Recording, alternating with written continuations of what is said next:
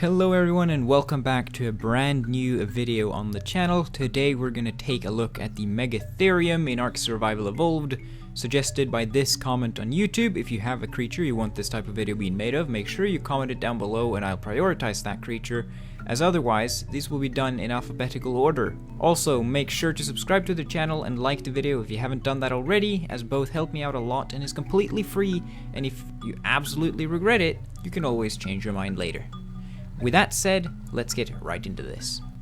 So, the Megatherium in the wild. Well, on a typical day, these guys will just be found wandering around minding their own business. They don't have many natural predators, as even predators as big as aloes won't really attack this thing, so you'll probably just find them wandering around peacefully.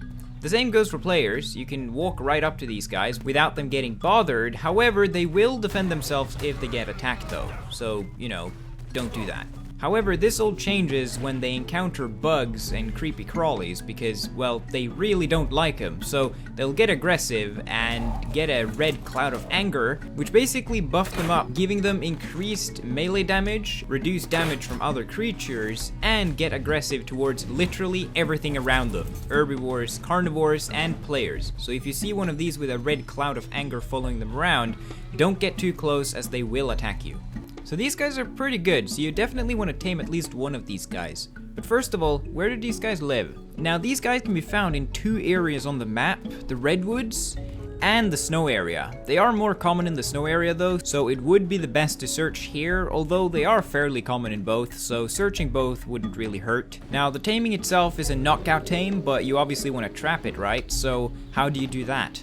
Well, if you have a Quetzal, like many other creatures, you can pick them up and drop them in an already existing taming cage of yours, but because the Megatherium is accessed at level 52, you might not have the Quetzal and therefore you'll have to trap it on foot.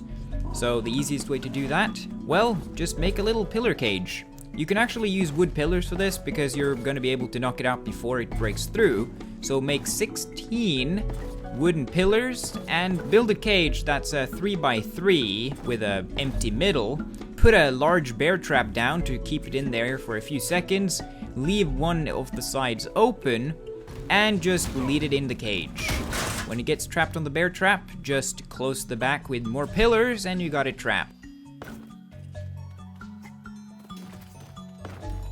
Then you can just knock it out with some trank arrows, or if you have trank darts, you can also use that. After you got this thing knocked out, feed it some superior or better kibble for maximum efficiency, or if you don't have that, you can use honey, as that's its favorite food other than kibble, or basically any other food that's out there, because these guys are omnivorous, so they eat berries, fish, meat, vegetables, everything. But if you want to be the most efficient, then using prime meat or mutton would be the best. So now you have yourself a tamed Megatherium. So first of all, the stats on this guy are pretty darn good. Good health, stamina, weight, damage, everything on this guy is really, really good. In terms of uses though, this can be used as a farming dinosaur. Now if you attack plants, you will get berries and fiber, and if you attack trees, you will get thatch and a little bit of wood. They will also gather hide and meat from dead bodies.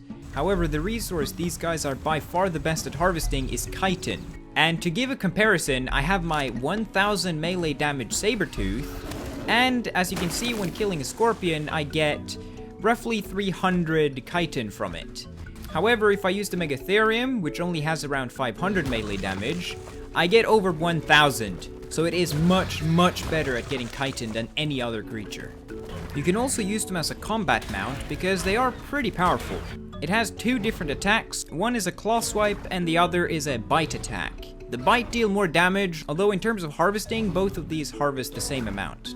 Now the great thing about these is that just like the wild ones, these get a buff if they kill any insects or creepy crawlies, and just like the wild ones, it increases your melee and reduces damage taken from other creatures. Now to give a comparison, here's what I deal without the buff, and here is what I deal with the buff. And because of this, it makes a pretty good candidate for beating the Broodmother boss. Now the final feature to mention is that if you dismount them and go into their option wheel, there is a feature where you can make them sit down. It serves no practical purpose other than to look a little cute, and when they sit, you will not be able to mount them. And with that said, we've covered the Megatherium. Again, please subscribe to the channel and like the video if you haven't done that already, because it really helps me out a lot. And I'll see you guys next time. Goodbye.